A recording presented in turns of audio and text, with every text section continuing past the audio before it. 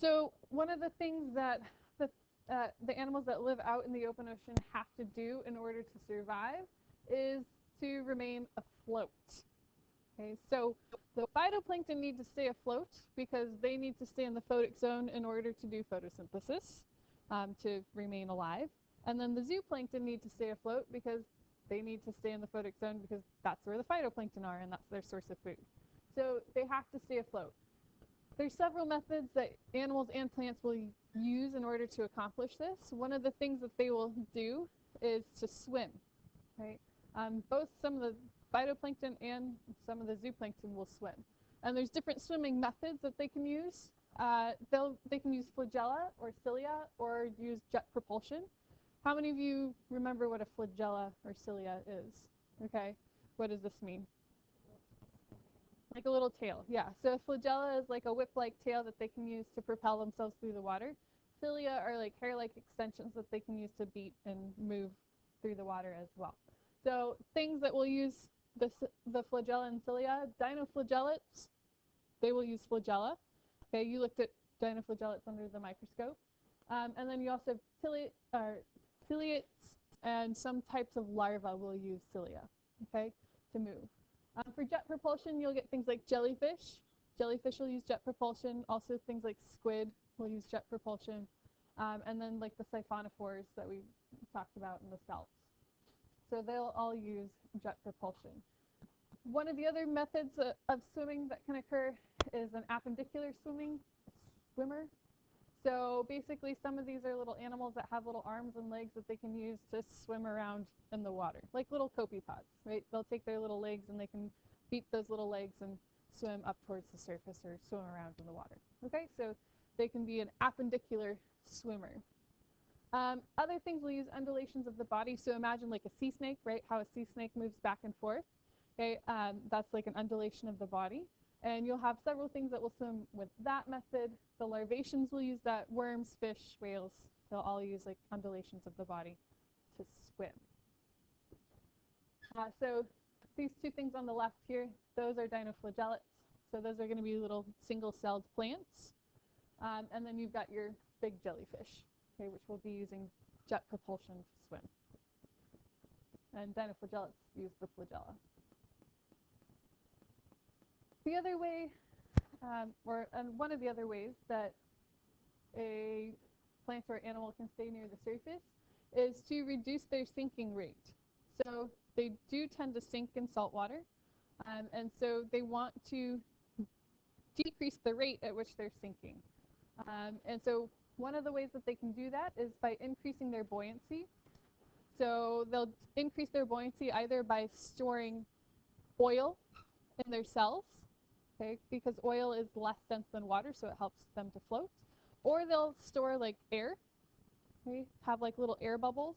And again, because air is less dense than water, it helps them to float. The other thing that they will do is they will actually have a large surface area because it increases the frictional drag. Okay, so basically, we'll use like the analogy of a car to kind of help you understand this.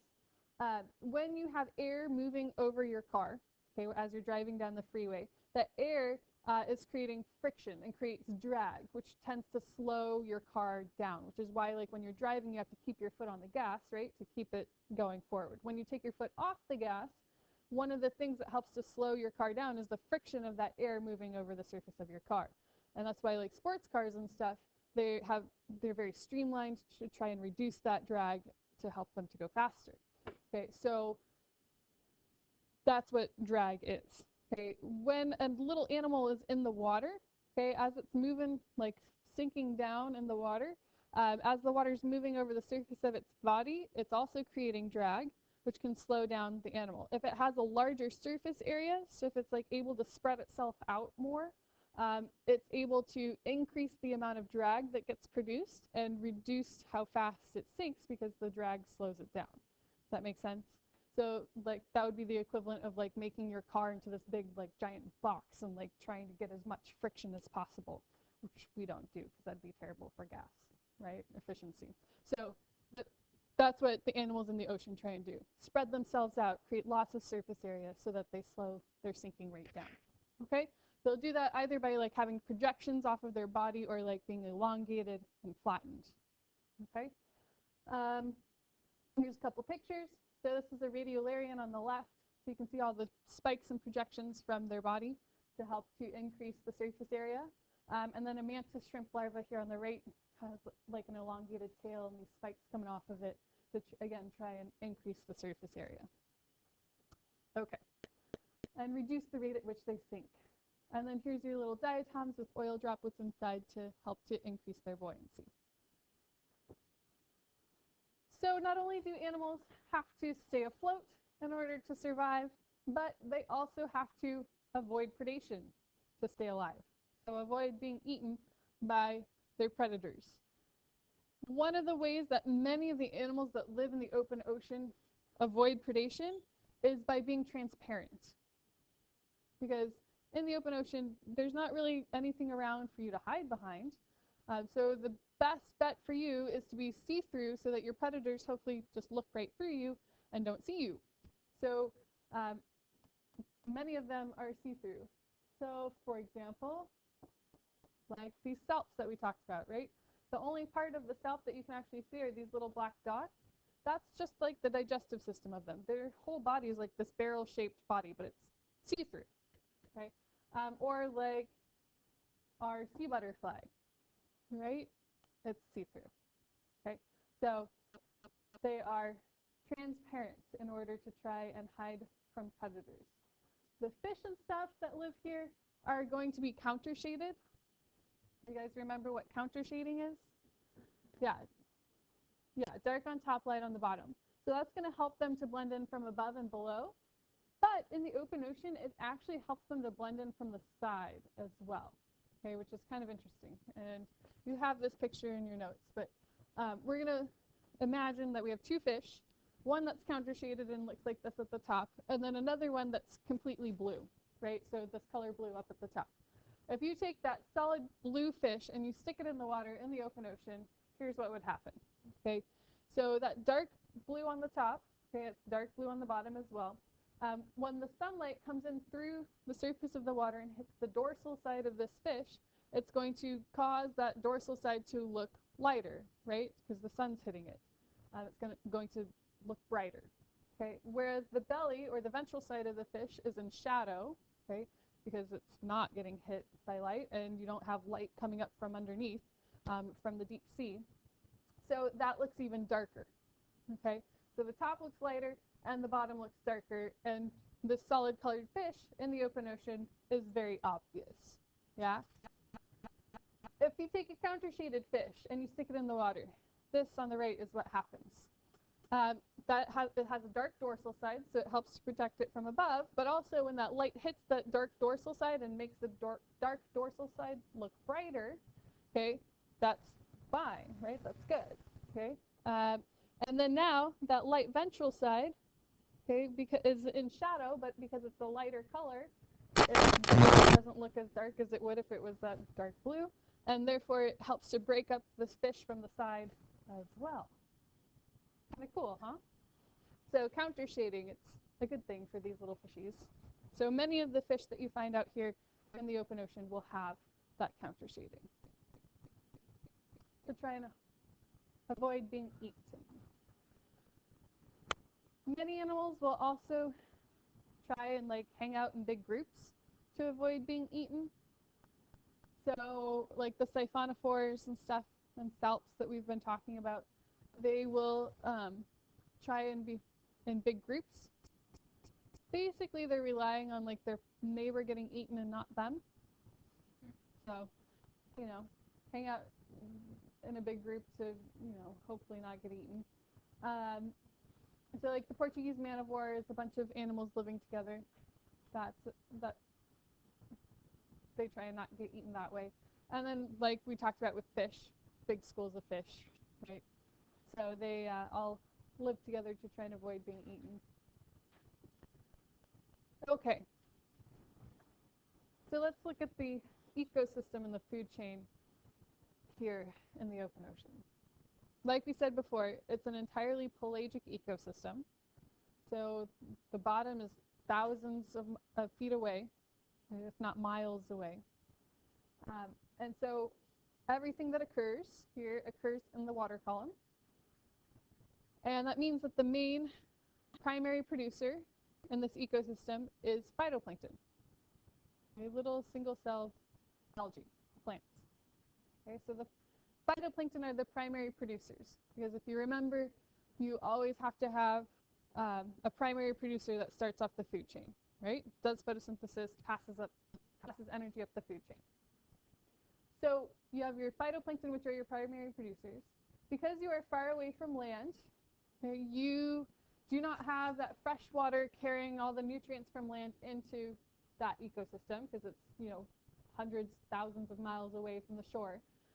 And like we talked about, it's a very stable water column. You have a pretty permanent thermocline. And so it's very nutrient poor.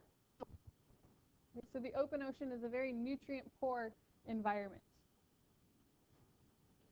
So because you have few nutrients, but lots of sunlight, those are the two limiting factors for phytoplankton. You're going to have a relatively small phytoplankton population in the open ocean, because there's not very many nutrients, because it's far from land and because of the thermocline. So that means that this area of the ocean, there's not as much life.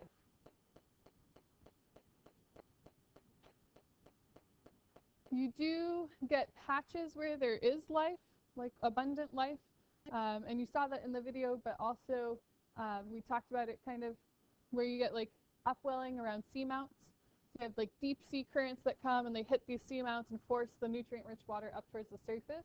If that occurs in the middle of the open ocean, you're going to get lots of nutrients, lots of sunlight, and you'll have a nutrient-rich and abundant bowl of life area. Okay, but that occurs in patches. Right? Remember we said there's patches of life in the open ocean. So you do get patches where there's life, but for the most part, not much is around. And that's also why like the color of the water is so blue out there, because there's not much phytoplankton to change the color of the water. Okay.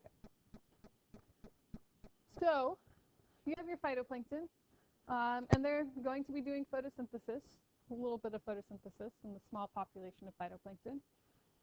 And when they do this photosynthesis, they are going to be pretty selfish with the products that they create, with the glucose that they create. And so they're going to try and hold on to the glucose very tightly. And they do a pretty good job of it, but sometimes some of it leaks out of their cells. And when the glucose leaks out of the cells and is in the surrounding seawater, it becomes this thing that we call dissolved organic matter, because it's an organic molecule, glucose is, and it's dissolved in the water. So it's a dissolved organic molecule. That dissolved organic matter would represent nutrient loss for the phytoplankton, because it's in the form of glucose, which that phytoplankton cannot uptake again and reuse. Okay, it's lost to them in the water. And so if there was no way to like take that dissolved organic matter and recycle it and turn it back into nutrients that the phytoplankton can use, every time that phytoplankton lost some of this glucose, then it would there would be a perpetual steady stream of nutrient loss in the open ocean, and you get even fewer nutrients than there already are. But luckily, there is a way that those nutrients get recycled. So you have heterotrophic bacteria that live in the water, and they can absorb the glucose, the dissolved organic matter. So they will absorb that glucose, use the glucose for cellular respiration, and convert it back into nutrients that the phytoplankton can use, and they deposit those nutrients back into the water. Phytoplankton can reuptake them and do more photosynthesis, and the cycle continues. Okay, so it's this whole process of like the bacteria taking the glucose and then recycling it back into nutrients for the phytoplankton is called the bacterial loop. So the bacterial loop helps to support the food chain and keep the phytoplankton populations as big as they can be in this area. All right, so that's what's going on here. Yeah, this kind of switch the slide. Okay, so here's a picture for you. So here's our phytoplankton right here, right? And they're releasing this dissolved organic matter into the water. Okay, and these bacteria are uptaking it, using it, and then putting it back into the water in the form of inorganic nutrients that then the phytoplankton can take up and continue to do photosynthesis. And then when these phytoplankton get eaten by the zooplankton, which then get eaten by the bigger things, that energy gets passed up the food chain.